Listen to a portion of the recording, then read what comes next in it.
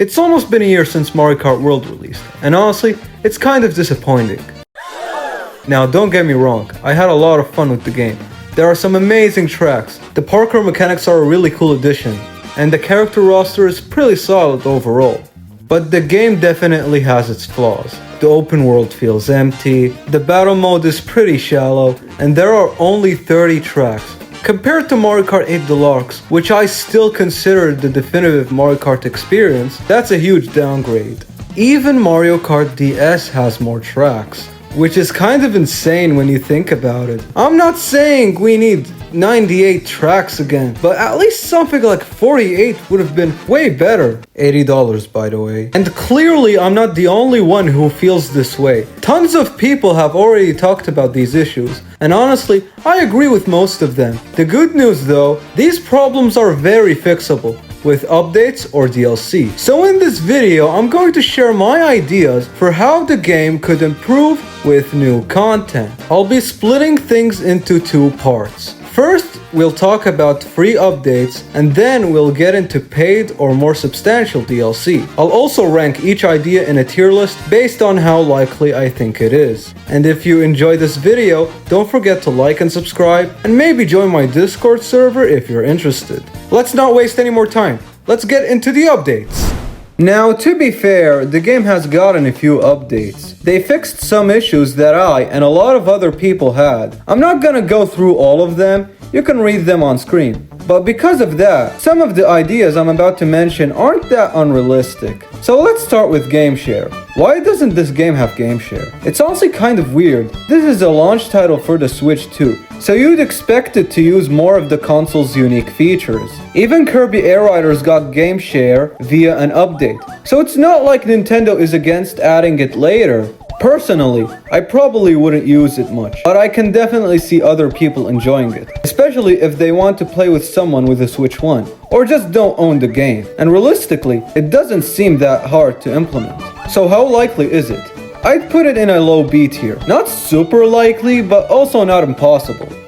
The next thing I'll talk about is more battle modes. Battle mode is still kind of a mess, but I'll be honest, Bomb Blast helped a lot. I still don't understand why it wasn't there at launch, but hey, better late than ever. And that gives me some hope they can add more modes. They could bring back something like Shine Thief, or even add a completely new one. For example, I have this idea for a new mode: Stunts. Basically, the goal is to rack up points by doing tricks, rail grinding, wall riding, mid-air tricks, stuff like that. But if you get hit by items, you lose points. Whoever has the most points at the end wins. Honestly, I think a mode like this would fit Mario Kart World perfectly. As of likelihood, a new battle mode in general, I'd say A tier. They've already added one, so it's definitely possible for another one to be added in. But the stunts mode specifically, probably C tier. It feels a bit too specific for Nintendo, even though it sounds really fun in my eyes. Now let's quickly talk about music and free roam in this game. I actually really love the soundtrack in Mario Kart World. There are a lot of great tracks and remixes. It fits the game's vibe really well. But my main issue is free roam. You can't choose what music you want to listen to while exploring the world, and that honestly feels like a missed opportunity. So I'd love to see Nintendo add some kind of music player in free roam, where you can pick any track you want from the soundtrack, and just chill while driving around. It's a simple feature, but it would make free roam way more enjoyable. And honestly, this is probably our first S tier idea in terms of likelihood, because this feels like something Nintendo could realistically add in an update without much trouble. Before we get into DLC, I want to talk about something that I think is very unlikely for a free update: Mii's. It's honestly crazy that this game doesn't have them. Mii's have been a staple since Mario Kart Wii, and they were even supported in Mario Kart 8 Deluxe with new costumes from the Booster Course Pass. But nowadays Nintendo just doesn't do much with Mii's unless it's a game specifically built around them, like Tomodachi Life. And speaking of that, the new Tomodachi Life on Switch actually expanded Mii customization a lot. So naturally you might think, why not bring those new customization options into Mario Kart World? And yeah, that would be really cool, but when you actually think about it, it gets complicated. If those features were added to the main Mii Maker, it could mess with compatibility across other games. Like, what happens if you create a Mii with features that doesn't exist in something like Smash Ultimate? It could cause a lot of weird issues. So while bringing over those new customization options sounds awesome, it also feels pretty unrealistic. Now regular Miis, without those new features, are definitely more likely. But even then, not by much. At this point, Nintendo just doesn't seem interested in using Miis unless it's an entire game built around them. So yeah, I hate to say it, but I don't see them coming back here. I'd put the Miis in D tier and the Living the Dream customization features in F tier in terms of likelihood. As much as I love to see these features, I don't see it happening. Now this is the part you probably clicked for, the DLC ideas. But before we get into that, we need to ask a bigger question. How would Nintendo even handle DLC in this game? Because unlike older Mario Kart games, the tracks in Mario Kart World are scattered across a massive open world. You can actually drive between them in free roam. So adding new tracks isn't as simple as just dropping them in like before. There are a few ways Nintendo could do it. They could create a completely new island for DLC content, they could add new tracks into the existing world, or they could place them in a separate menu-based area like older games. But each option comes with problems. A whole new island would take a ton of development time, especially considering the base game already took around 8 years to make. Adding tracks into the existing world could feel messy, or even disrupt the map's design and flow. And putting them into a separate area kind of defeats the point of the game's identity. Because remember, this game is called Mario Kart World. So what's the solution? Well, here's what I think Nintendo should do. The DLC tracks could be placed inside paintings,